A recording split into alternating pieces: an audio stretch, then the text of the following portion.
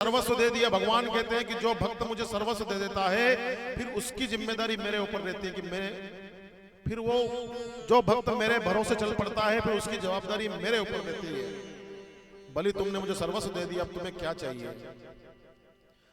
और आप सभी को पता है कि आज भी भगवान बलि के द्वार पर 4 महीने के लिए जाते हैं।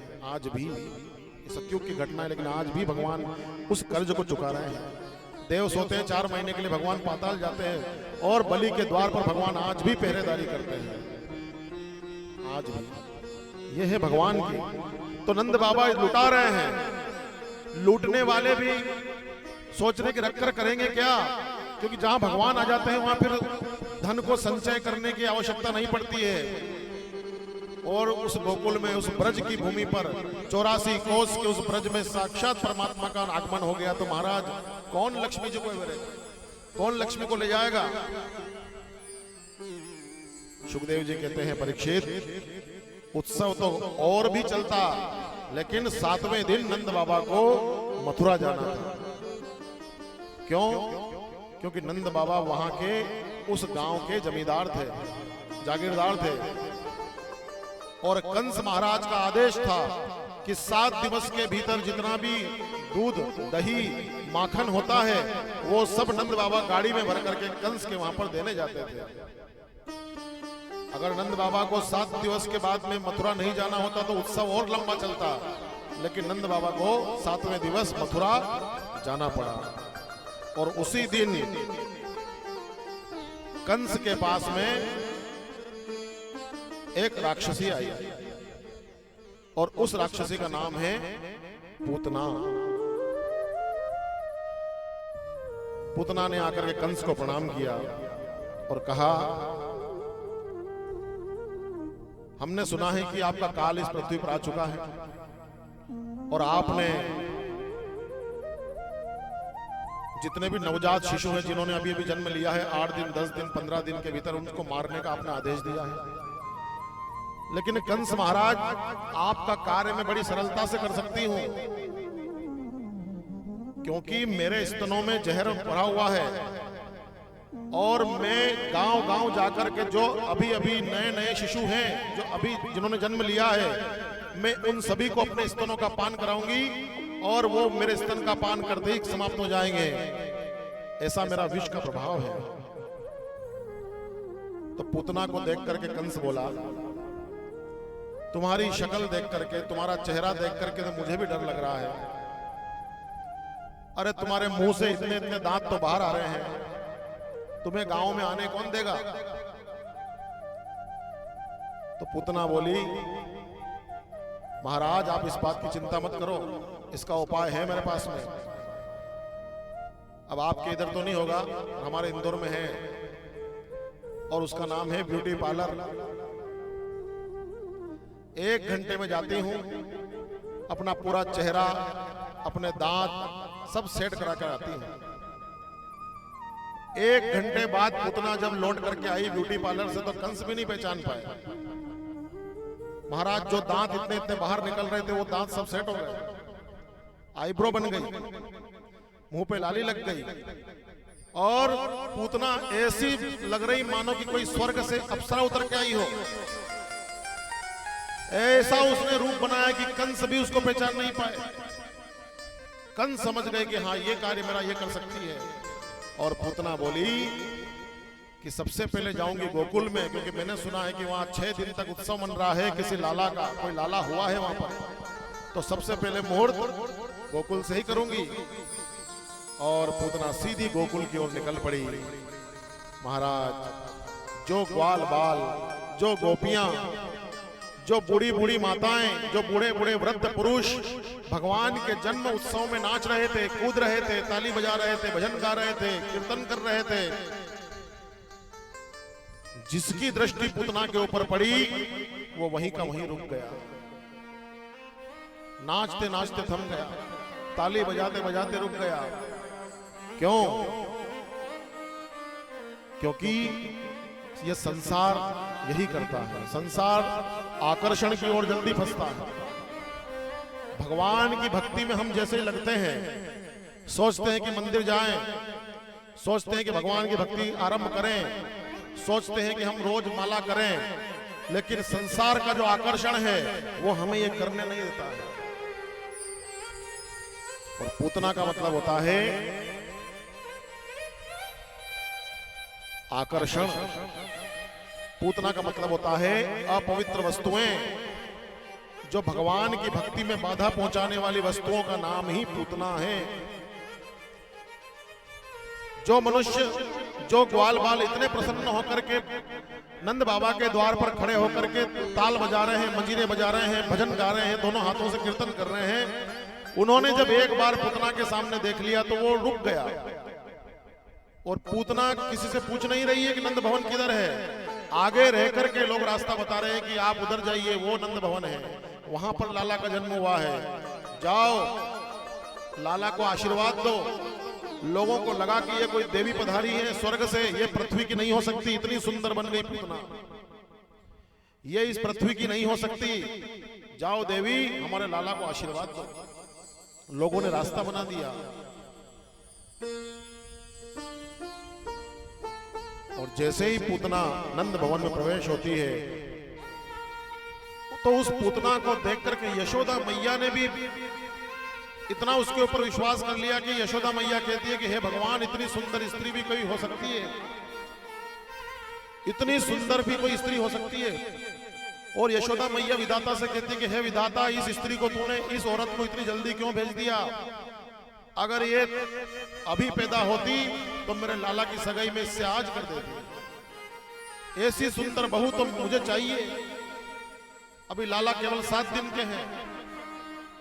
लेकिन यशोदा मैया ने अपने मन में ऐसी कल्पना कर ली। क्यों? क्योंकि उसने रूप ऐसा बनाया था। और यही संसार की गलती है कि हम रूप में, हम संसार के आकर्षण में, हम संसार की अपवित्र वस्तुओं में इतने लिप्त हो जाते हैं कि हमें ईश्वर का जो महत्व है, हमें जो भगवान का स्वरूप है, उसका भान रहता नहीं है। हम सब भूल जाते हैं और उसके पीछे पीछे हो चलते हैं। पूरा संसार पूतना से मोहित हो गया। पूरा संसार, वहां के जितने भी रहवासी थे सब पूतना से मोहित हो गए। यशोदा मैया कहती हैं कि देवी, तुम्हारी कोई पुत्री है कि नहीं? बोले कि अभी मेरा विवाह नहीं हुआ माता जी। बोले कि तेरा जब भी विवाह हो और तेरे यहाँ अगर पहली कन्या हो तो उस कन्या का विवाह तो कहीं और मत करना, मेरे लाला के साथ उसकी सगाई करना, क्योंकि ये इतनी सुंदर तो इसकी कन्या भी उतनी ही सुंदर होगी। यशोदा मैया ने अपनी गोदी में जो रखा हुआ लाला था वो पूतना की गोदी में दे दिया। लो, इसको आशीर्वाद दो। और यशोदा मैया दौड़ करके अंदर गई पूतना के लिए जल लेने के लिए। जिस पूतना को देख करके संसार मोहित हो रहा था, उस पूतना को देख करके भगवान ने अपने नेत्र बंद कर लिए। क्यों? क्योंकि वो ईश्वर है, उन्हें अपवित्र वस्तुएं पसंद नहीं है। भगवान के मंदिर में गए और भगवान के मंदिर में जाकर के दिखावा करते हैं। भगवान को हम दिखाते हैं कि हमारे पास कितना वैभव है। महाकाल मंदिर में गए साहब, बेचारी आम जनता तो खड़ी है 3 घंटे की लाइन में, और कोई वीआईपी लाल बत्ती की गाड़ी में गया तो महाराज उसके लिए अलग से व्यवस्था है। क्या ऐसे लोगों को महाकाल देखना पसंद करेंगे? ऐसे लोगों को देखते ही महाकाल अपने नेत्र बंद कर लेते हैं, क्योंकि भगवान को दिखावा पसंद नहीं है। जिस पुतना पर पूरा संसार रीझ गया, उस पुतना को देख करके भगवान ने नेत्र बंद कर लिए। भगवान को कभी भी अपना दिखावा मत देना कि हम इतने बलवान हैं, हम इतने रूपवान हैं, हम इतने धनवान हैं, हमारे पास में ये है। ये संसार को दिखाना, लेकिन भगवान को मत दिखाना। भगवान को ये पसंद नहीं है। भगवान उससे सबसे ज्यादा उसी से नफरत करते हैं। भगवान किसको दिखा रहे हैं? जो संसार को चला रहा है उसे अपनी अहमियत दिखा रहे हो कि हम कौन हैं।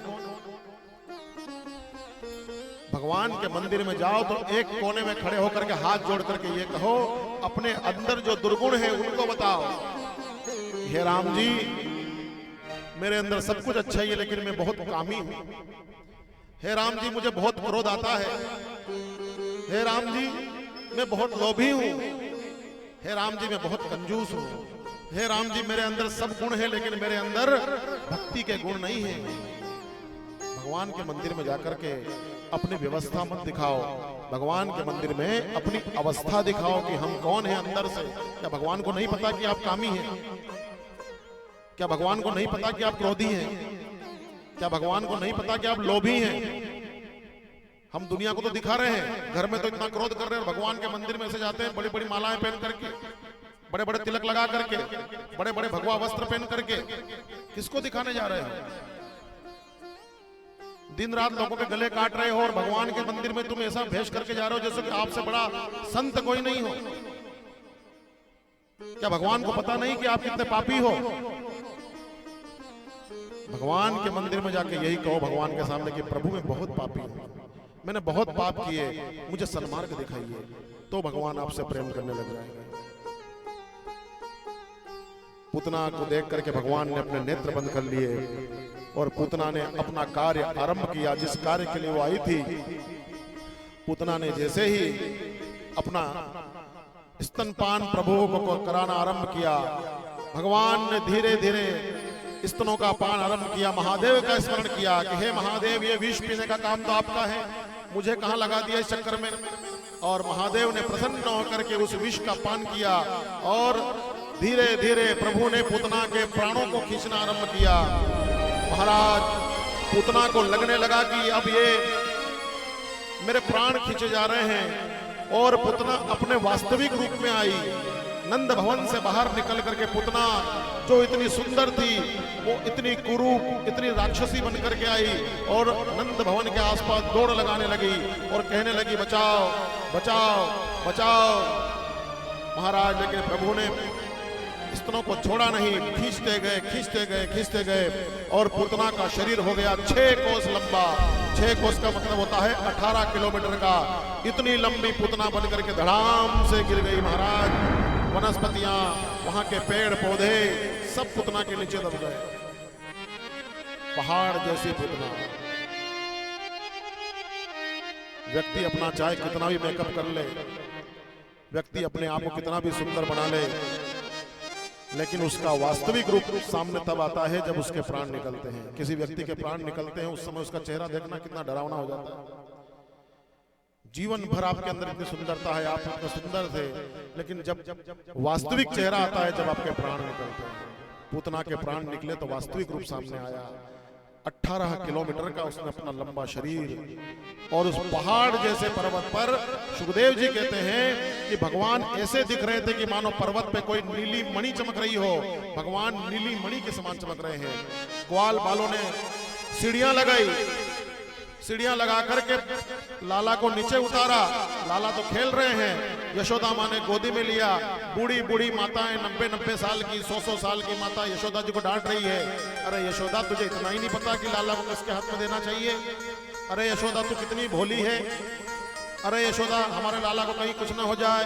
और कहती है भगवान से कि हे भगवान मेरे लाला की रक्षा करना। भगवान कहते हैं कि देखो गोपियां कितनी भोली है, मेरा ही नाम लेकर के मेरी रक्षा कर रही है। कोई गाय माता की पूंछ पर लाला को झाड़ा दिला रही है, कोई कहती है कि लाला को गोबर लगाओ, कोई कहती है कि लाला को गोमूत्र पिलाओ। अलग अलग प्रकार की, क्योंकि ये भोलापन केवल गांव में मिलेगा आपको, ये शहर में नहीं मिलता है। हमारे गांव की ऐसी मर्यादाएं। हम इंदौर में कथा करते तो हम लोगों से यही कहते हैं कि प्रेम बचाए तो केवल गांव में बचाए। एक घर पर यदि मुसीबत आती है तो पूरा गांव दौड़ पड़ता है। शहरों में तो यह हालत है महाराज की पड़ोस में कौन रह रहा है, 10 वर्ष हो गए पड़ोसी का नाम तक याद नहीं उन्हें। उनसे पूछ लो कि भैया आपके पड़ोस में किसका मकान है, तो उनका नाम तक याद नहीं है उन्हें। क्या सहायता करेंगे एक दूसरे की वो। लेकिन इतना प्रेम है गांव के अंदर कि वो ब्रज की जितनी भी गोपियां थी वो सब आ करके यशोदा माता से कहती है कि तुम ऐसा करो। कोई कहती है गोबर का लेप करो, कोई कहती है कि इसे गोमूत्र पिलाओ, कोई कहती है कि मेरे लाला पर नजर लग गई, इसके ऊपर नजर उतारो।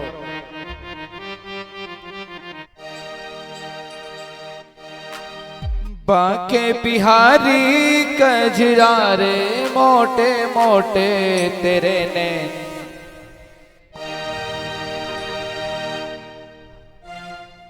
बोलो बांके बिहारी लाल की। तो मैं चाहता हूं प्रभु की नजर उतार रहे हैं तो थोड़ा सा नृत्य हो जाएगा तो और आनंद आएगा। तो कहें ओ मोटे मोटे नैनन के तू मीठे मीठे बैरन के तू सावरी सदलाई सूरत के तू प्यारी प्यारी मोरत के तो ओ कचरा रे मोटे मोटे तेरे ने हाय नजर ना लग जाए, नजर ना लग जाए, नजर ना लग जाए। ओ बाकी बिहारी कचरा ने मोटे मोटे तेरे ने हाय नजर ना लग जाए, ना लग जाए, नजर ना लग जाए।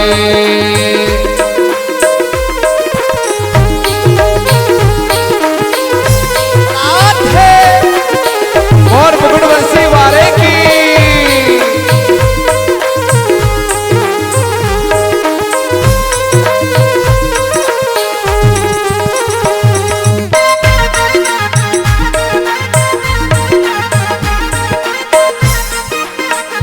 ओ काजल की कोरे जिगर मरोड़े रंग रस में बोरे। ओ मैं तुम्हारी कचरा रे मोटे मोटे तेरे ने आय नजर ना लग जाए, नजर ना लग जाए, नजर ना लग जाए। राधे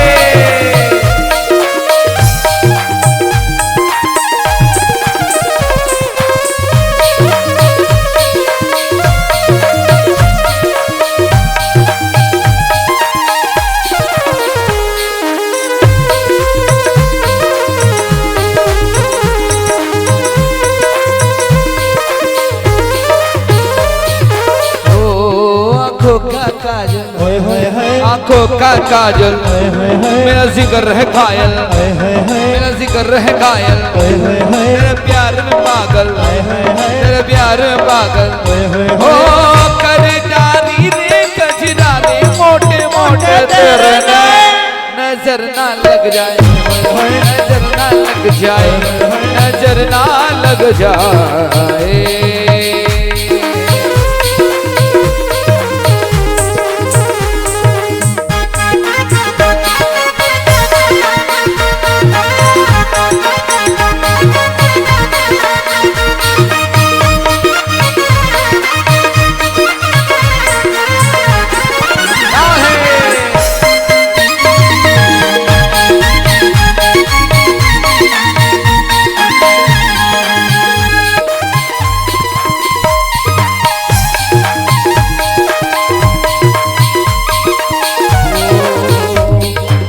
मुकुट की लटकन, तेरा मुकुट की लटकन, अधरों की मुस्कान, अधरों की मुस्कान, गले की मटकन, बलिहारी ने कजरा रे मोटे मोटे तेरे ने आय नजर ना लग जाए, नजर ना लग जाए, नजर ना लग जाए।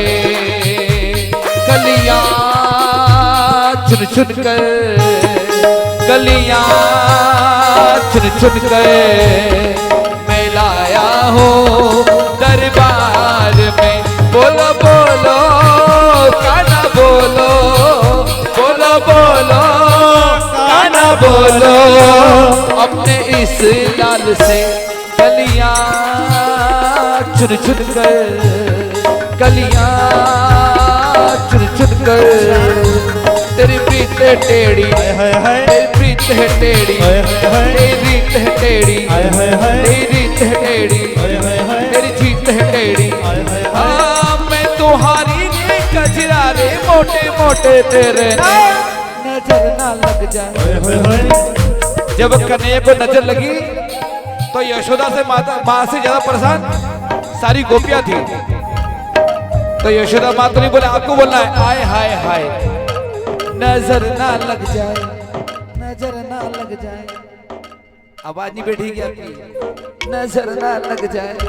नजर ना लग जाए, आय हाय हाय नजर ना लग जाए, नजर ना लग जाए, नजर ना लग जाए, आय हाय हाय नजर ना लग जाए, नजर ना लग जाए, नजर ना लग जाए, नजर ना लग जाए। बाके बिहारी लाल की, मोर मुकुट बंसी बाने की, राधा रानी सरकार की। बोले भागवत महापुराण की, सतनगरी धाम की। देखिए पुतना का भगवान ने केवल 7 दिवस के बालक थे, पुतना का वध हुआ। नंद बाबा इस घटना को सुनकर के मथुरा से भागते हुए आए। पुतना के शरीर के टुकड़े किए गए छोटे छोटे और पुतना का अंतिम संस्कार किया गया। तो सुखदेव जी कहते हैं परीक्षित से कि पुतना का जब अंतिम संस्कार हो रहा था तो उस धुएं में से इतना महक, इतनी खुशबू निकली कि आसपास के लोग कहने लगे कि इस इतनी बड़ी पापिनी के शरीर से इतनी सुगंध क्यों निकली। तो सुखदेव जी वर्णन करते हैं कि भगवान को पुतना ने किसी भी भाव से स्तनपान किया, लेकिन कहीं ना कहीं उसके मन में मातृत्व भाव आ गया। और भगवान कहते हैं कि चाहे मुझे व्यक्ति किसी भी भाव से मेरा नाम ले, किसी भी भाव से मेरा भजन करे, चाहे वो मित्रता के भाव से करे, शत्रुता के भाव से करे, लेकिन मैं उसे सदगति प्रदान करता हूं। और जो गति मां यशोदा को प्राप्त हुई थी वही गति भगवान ने पुतना को प्रदान करी और पुतना को भगवान ने अपने धाम भेजा। भगवान इतने करुणामय हैं। अब गोकुल में रोज उत्सव मनते। भगवान जब तक 1 वर्ष के हुए तब तक गोकुल में रोज उत्सव मनते। भगवान अगर पहली बार भगवान ने करवट ली तो भगवान का करवट उत्सव मनाया गया। भगवान ने पहली बार हाथ ऊंचा किया तो भगवान को हाथ ऊंचा करने का उत्सव मनाया गया। भगवान ने पहली बार बायां पैर ऊंचा किया तो भगवान का पैर उत्सव मनाया गया। भगवान पहली बार छींके तो भगवान का छींक उत्सव मनाया गया। गोपियां कुछ नहीं करती, लाला को बीच में बिठा लेती, चारों तरफ गोल घेरा बना लेती और तालियां बजाती, भजन करती और नाचती गाती, आपस में एक दूसरे को माखन खिलाती। ऐसे भगवान का उत्सव मनाती है गोपियां। अब एक दिन क्या हुआ कि लाला है 3 महीने के, नंद बाबा को जाना था मथुरा, क्या लेकर के? दूध, दही और माखन। नंद बाबा ने गाड़ी के अंदर मटके रखे हुए हैं माखन के, दही के, दूध के। और यशोदा मैया ने क्या किया, उसी गाड़ी के नीचे छोटी सी झोली बनाई, लाला को उसमें सुला दिया। उस दिन लाला हुए 3 महीने के, तो 3 महीने का लाला का जन्म उत्सव मनाया गया कि आज हमारे लाला 3 महीने के हो गए। बस वही गोपियां घर घर से माखन लेकर के आती हैं और झुंड बना करके नाचती हैं, एक दूसरे को माखन खिलाती हैं। भगवान को बिठा दिया गाड़ी के नीचे, उत्सव मना रही हैं। तभी कंस ने एक राक्षस को भेजा जिसका नाम है शक्टासुर। वो उस गाड़ी में बैठ गया। उसने देखा कि आसपास कोई है नहीं, लाला तो नीचे है। गाड़ी में बैठ करके उसने गाड़ी को दबाना आरंभ किया और उसने विचार किया कि इसी गाड़ी के अंदर इनको दबा करके इस बालक को यहीं पर समाप्त कर देंगे। लेकिन भगवान ने जैसे शक्टासुर को देखा तो भगवान मुस्कुरा दिए। 3 महीने के लाला हैं और जैसे ही शक्टासुर ने गाड़ी को दबाना आरंभ किया, दबते दबते दबते दबते दबते दबते भगवान जैसे पृथ्वी पर स्पर्श हुए और लगने लगा कि अब गाड़ी नीचे आने वाली है। भगवान ने केवल अपने वाम पैर का, बाएं पैर का केवल अंगूठे का स्पर्श भगवान ने बैलगाड़ी से किया और वो बैलगाड़ी पता नहीं कितने ही किलोमीटर ऊपर जाकर के धड़ाम से ऊपर चली गई। दूध के, दही के, माखन के जितने मटके थे सब धर्म करके पूरे नंद भवन में मटके ही मटके, दूध ही दूध, दही दही, मक्खन ही मक्खन हो गया। 3 महीने के कन्हैया ने शक्टासुर का वध किया। शक्टासुर की कहानी से हमें क्या मिलता है? हम भी भक्ति ऐसी करते हैं जैसे कि मां यशोदा ने करी। भगवान की भक्ति सब हम करते हैं, रोज करते हैं। रोज हमारे घर में बाल गोपाल को भोग लगाते हैं। रोज हमारे घर में नियम है कि हम बिना भोग लगाए भगवान की हम खुद भोजन नहीं करेंगे। आपका रोज का नियम है कि सतनगरी धाम आकर के लोटा जल चढ़ाएंगे महादेव को। लेकिन मनुष्य का स्वभाव ऐसा होता है कि जब कभी हमारा काम आ जाए तो हम फिर भगवान को उस दिन भूल जाते हैं। हमारा काम कैसे? घर में बैठे भगवान और रोज का नियम है कि भोग लगाना है, लेकिन गांव में पटेलबा के यहाँ विवाह, सबके घर भर का निमंत्रण, और उस दिन मैया सोचती है कि अब भगवान के लिए कौन अलग से चूल्हा जलाए, पूरे घर वालों का तो भोजन वहां करना ही है। और भगवान तो है पीतल के, अब ऐसा तो है नहीं कि भगवान कोई भूख के मारे रोने लग जाएंगे। ठीक है, आज भगवान को नहीं सही तो हम इस भावना से भगवान की भक्ति करते हैं। माँ यशोदा ने भगवान को रख दिया नीचे और संसार के पदार्थों को रख दिया ऊपर। दूध दही माखन क्या है? ये धन का प्रतीक है। हम अपने कार्य को, अपने व्यवसाय को, अपने धन को हमेशा ऊपर रखते हैं और भगवान को नीचे रखते हैं। याद आ गई तो भगवान की पूजा कर दी, नहीं तो भगवान बैठे हैं। तो भगवान फिर बीच बीच में लोगों को सबक सिखाते हैं। फिर भगवान कहते हैं कि भैया भूलो मत, इस संसार में भगवान नाम की चीज है। आज से 5 साल 6 साल पहले मंदिरों में जाले जम गए थे ना। मंदिर जाना कोई पसंद नहीं करता था। अकेले पंडित जी घंटे हिला करके आरती करते थे। लेकिन भगवान ने कोरोना नाम का ऐसा झटका दिया कि आज देखो मंदिर में भीड़ लग रही है, दर्शन करने के लिए लाइनें लगाना पड़ रही है। ये किस लिए? क्योंकि भगवान हर 20 वर्ष में, 30 वर्ष में, 40 वर्ष में लोगों को झटका देते हैं और कहते हैं कि भैया हमें भूलो मत, अभी हम हैं संसार में। मनुष्य का स्वभाव है वो जल्दी भूल जाता है और आने वाले 10 साल बाद फिर लोगों की वही स्थिति हो जाएगी।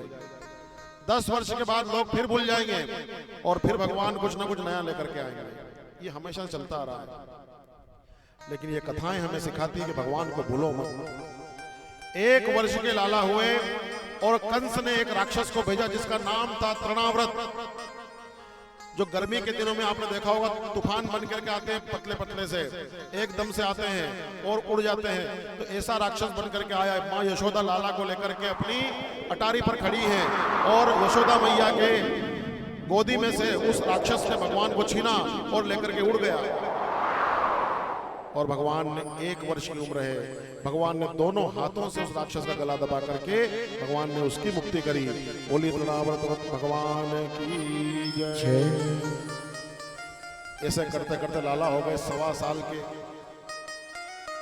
तो एक दिन गोपियां आई और यशोदा मैया से कहती हैं कि तेरा लाला 1.25 साल का हो गया है, तूने इसका नाम क्या रखा?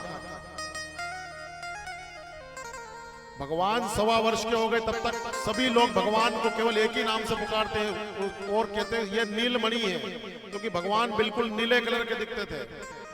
सभी लाला को नीलमणि कहते थे। लेकिन 1.25 वर्ष हो गया, भगवान का नाम रखा नहीं। तो एक दिन नंद बाबा गए शांडिल्य मुनि के पास में, क्योंकि वो उनके कुल गुरु हैं। कहा कि हे महाराज, हमारे लाला का नामकरण करो, नाम रखो उसका। शांडिल्य मुनि ने कहा कि तुम्हारे लाला का नाम मैं नहीं रख सकता, तुम मथुरा जाओ, वहां पर गर्गाचार्य नाम के ऋषि हैं, वही लाला का नामकरण करेंगे। और नंद बाबा मथुरा गए। मथुरा जाकर के गर्गाचार्य मुनि को प्रणाम किया और उन्हें कहा कि आप हमारे लाला का नामकरण करो। और हमारे यहाँ पर माता रोहिणी रहती है, उनका भी पुत्र है, वो तो लाला से भी बड़ा है, उनका भी अभी तक नाम हमने रखा नहीं है। आप दोनों बालकों का नाम एक साथ में रखो।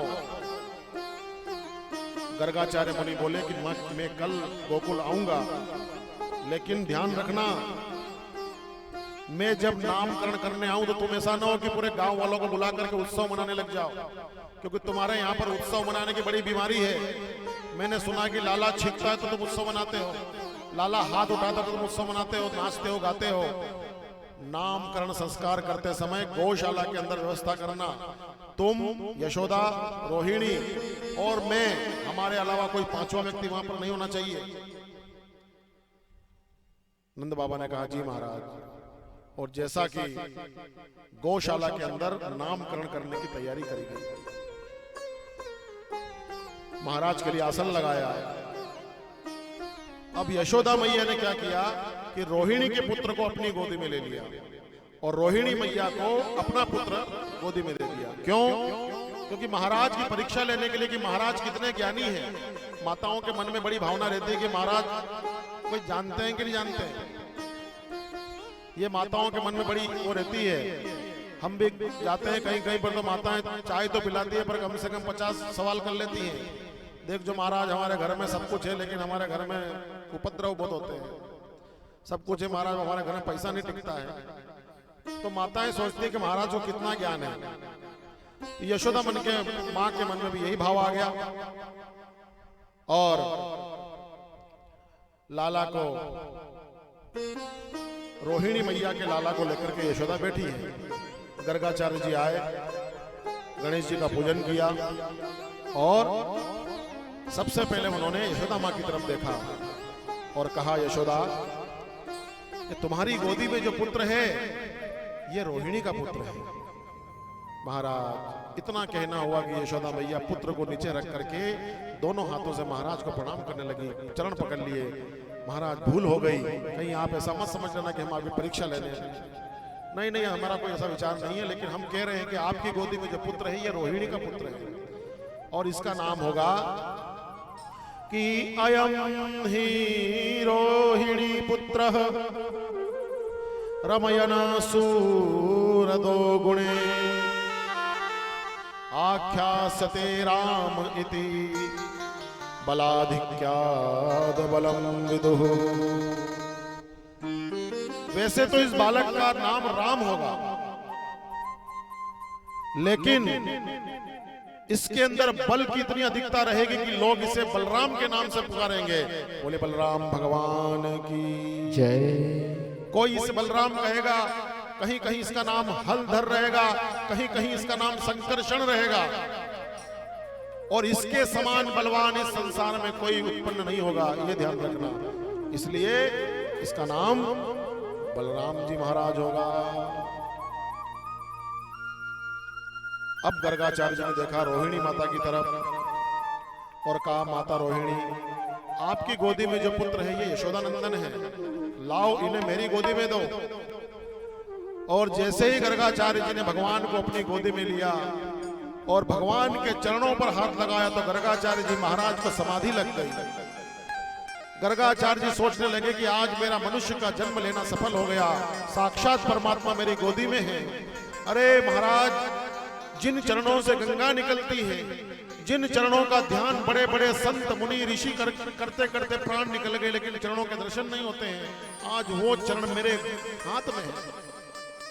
गर्गाचार्य जी भावुक हो गए और गर्गाचार्य जी के मुंह से निकलने ही वाला था कि ये भगवान है। इतनी देर में भगवान ने तुरंत उनका अंगूठा पकड़ लिया। वो सावधान, नहीं ऐसा नहीं कि भगवान कह दो मेरे को। अगर भगवान कह दिया तो यहां मेरा मंदिर बना देंगे लोग। सुबह पंडित जी आएंगे घंटी बजाने, शाम को पंडित जी आएंगे घंटी बजाने। दिन भर अकेला हाथ बांध के खड़ा रहना पड़ेगा। भगवान बनने में फायदा है कि इंसान बनने में? किसमें फायदा है? जब से भगवान की स्थापना करी बेचारे खड़े ही हैं एक ही जगह। पंडित जी ने भोग लगा दिया तो खा लेते, नहीं तो भूखे ही रह जाते कभी कभी। कोई माता आ गई चढ़ा गई तो ठीक है, नहीं तो भगवान को उपवास ही उस दिन। निला दिया तो ठीक है, नहीं तो भगवान बिना नहाए 15-15 दिन हो जाते हैं कहीं कहीं। तो भगवान बनने में फायदा है। भगवान ये मनुष्यों की है, जहां भगवान नाम सुनाने के फट से मंदिर बना दिया। तो भगवान ने कहा कि हमें तो लाला ही रहने दो। और बहुत देर के बाद जब गर्गाचार्य जी महाराज भगवान का नाम सोच रहे थे, उसी समय हमारे हिंदी अक्षर के 52 नाम होते हैं, अ से लगा करके ज्ञानी तक, वो सभी आकर के महाराज के कान में कहने लगे कि महाराज भगवान का नाम हमारे नाम से रखना। प कहता है कि हमारे नाम से, फ कहता है हमारे नाम से, अ कहता है हमारे नाम से। भगदड़ मच गई। कहा कि त्रेता युग में आपने केवल राम का नाम एक ही अक्षर पर रखा, लेकिन इनका नाम एक मत रखना, इनके अनेक नाम रखना। और गर्गाचार्य जी महाराज कहते हैं कि आसन वर्णास्त्रयो हास्य ग्रहतो अनुयुगम तनुः शुक्लो रतस्तां पीत इदानी नाम कृष्णतां गतः।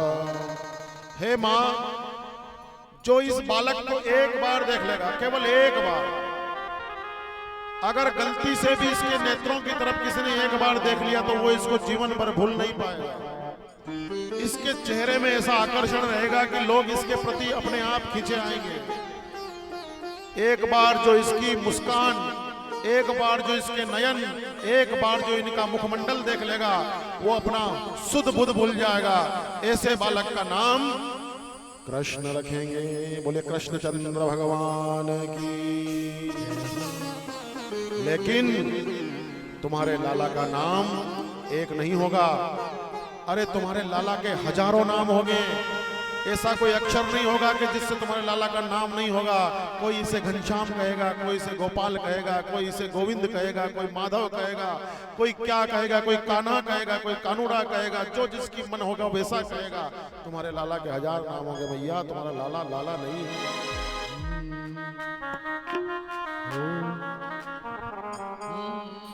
सांवरिया थारा नाम हजार, मैं कैसे लिखूं कंकु पतरी।